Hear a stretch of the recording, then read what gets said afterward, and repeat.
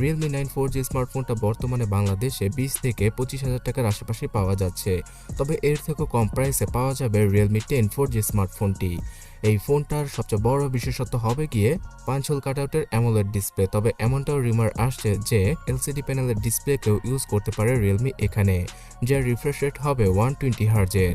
কিন্তু AMOLED panel use করলে Realme 9 4G স্মার্টফোনের মতোই 90 হার্জের ডিসপ্লের সাথে আসবে এই ফোনটি। সো ঠিক আগের মতো কম্প্যাক্ট সাইজের 6.4 ইঞ্চি অ্যামোলেড ডিসপ্লের পাশাপাশি এই ফোনটাতে পাওয়া যাবে আন্ডার ডিসপ্লে ফিঙ্গারপ্রিন্ট স্ক্যানার। এছাড়াও ফোনটার ক্যামেরা সেটআপ হিসেবে এবার 50 মেগাপিক্সেলের সনির ক্যামেরা সেন্সরকে ইউজ করতে পারে Realme। তাছাড়া ফ্রন্টে সেই আগের মতো 16 মেগাপিক্সেলের জাতীয় সেলফি ক্যামেরার সাথে আসবে Realme 10 4G স্মার্টফোনটি। এই ফোনটাতে ট্রিপল ক্যামেরা সেটআপ থাকবে ফোনের পেছনে, আর সামনে পাওয়া যাবে সিঙ্গেল সেলফি ক্যামেরা। সফটওয়্যার হিসেবে out of the box Android 12 এর সাথে আসলেও 2 থেকে 3 মাসের মধ্যেই অ্যান্ড্রয়েড 13 এর আপডেটটা প্রোভাইড করবে Realme এখানে। এছাড়াও অ্যান্ড্রয়েড 14 এর আপডেটটা প্রোভাইড করা হবে Realme 10 4G স্মার্টফোনটিতে। এই ফোনটাতে Realme সব ধরনের বিশেষ ফিচার থাকবে এবং ক্যামেরা সেগমেন্টেও ক্যামেরা অ্যাপের মধ্যে প্রো মোডের পাশাপাশি নাইট সাইড এবং স্লো মোশনের ফিচার আর ব্যাকগ্রাউন্ডকে ব্লার করে ভিডিও রেকর্ডিংয়ের ফিচারটাও দিয়ে দিবে Realme। তো এখন কথা হচ্ছে গিয়ে চিপসেট হিসেবে কেমন ধরনের চিপসেটকে ইউজ করা হবে Realme 10 4G স্মার্টফোনটায়।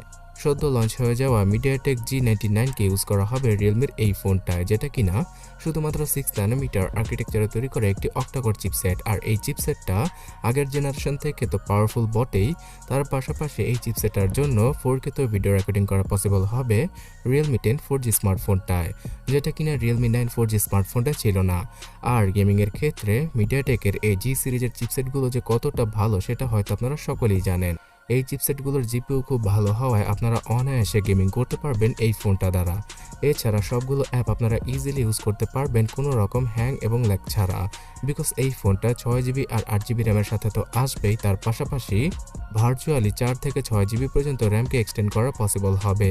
এর মানে দাঁড়াচ্ছে গিয়ে ভার্চুয়ালভাবে 12GB র্যামের সাপোর্টটা পাওয়া যাবে Realme 10 4G স্মার্টফোনটার 6GB র্যামের ভেরিয়েন্টে, যেটা টুকটাক মাল্টিটাস্কিংয়ে হয়তো আপনাদের কাজে আসতেও পারে। UFS 2.2 এর 128GBর ইন্টারনাল মেমোরি থাকবে Realme 10 4G স্মার্টফোনটায়।